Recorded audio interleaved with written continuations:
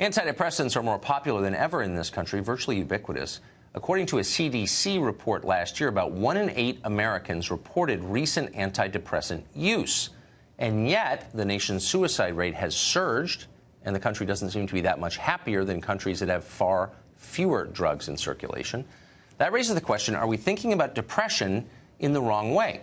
Johann is the author of Lost Connections, Uncovering the Real Causes of Depression and the Unexpected Solutions, a book that unexpectedly has become the center of a lot of debates and has sold quite well. He joins us. Johann, thanks for coming on. Hey, Tucker, it's great to be with you. So this book has been very controversial, I think, in the best way, in that it's forced a conversation where there should have been one years ago.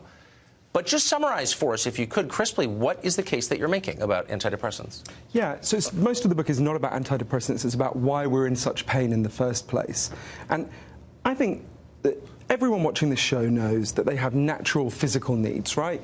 You need water, you need food, you need shelter. If I took them away from you, you'd be in real trouble real fast, right? Yes. There's equally strong evidence that human beings have natural psychological needs, overwhelming evidence. You've got to feel you belong. You've got to feel your life has meaning and purpose. You've got to feel that people see you and value you. You've got to feel that there's a future that makes sense to you.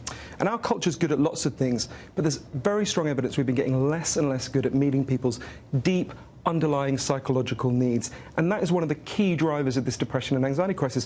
What we've been told up to now, when I was a teenager and I went to my doctor in a real sense of profound pain, my doctor told me a totally biological story about why I was depressed. He said it was just due to a chemical imbalance in my brain.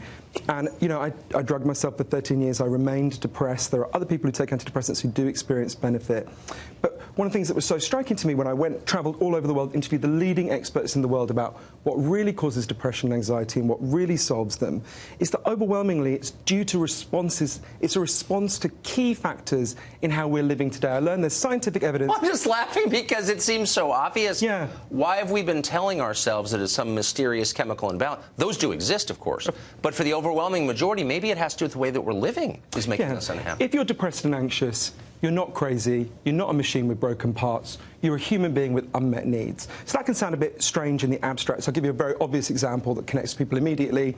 There's a study that asked the average American, how many close friends do you have who you could call on in a crisis? And when they started doing it years ago, the most common answer was 5. Today, the most common answer is none. So we are the... None? None. It's not the average, it's the most common answer. So we've become the loneliest society there's ever been. And what I wanted to look at was, what are antidepressants for these 9 deep underlying causes of depression and anxiety? What are the solutions to these problems? So I'll give you an example to that one. There's a doctor in East London called Sam Everington. Had loads of patients coming to him, acutely depressed and anxious. And he felt really uncomfortable because he'd been told in his training, even though he knew the science was much more sophisticated, to say, you've just got a chemical imbalance in your brain and just give them drugs. Like me, he's not opposed to the drugs, but he could see this wasn't solving the problem. A lot of them, for example, were acutely lonely. He did an experiment. A woman came to him called Lisa Cunningham. She'd been shut away in her home for 7 years with really severe depression and anxiety. He said, Lisa, I'll keep giving you the drugs, don't worry. I'm also going to prescribe something else. I'm going to prescribe for you to take part in a group. There was an area of scrubland behind the doctor's surgery. He said, we'll come and support you, but I want you to meet with a group of depressed and anxious people twice a week, and we're going to turn this into a beautiful garden.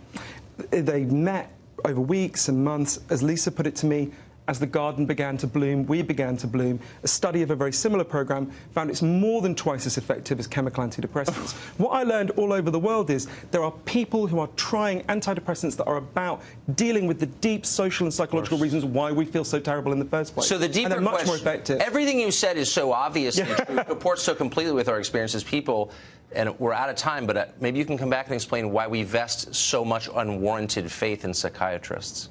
Why are we so willing to take bad advice from people with MDs? I don't understand. We've only given those psychiatrists one lever to pull, so in one way you can't blame them for pulling it, but what we need to do as a society is put in place a much more expanded menu of options, things that actually deal with these 9 deep reasons why we feel so terrible in the first place. And those options exist. They're being tried all over the world. I've seen them, and they are reducing depression and anxiety. They give a lot of hope. I believe you completely. The book is Lost Connections, Uncovering the Real Causes of Depression and the Unexpected Solutions. I'm reading the title so people will buy it, because I think it's great. Johann, thank you. Thank you so much, Appreciate Tucker. it.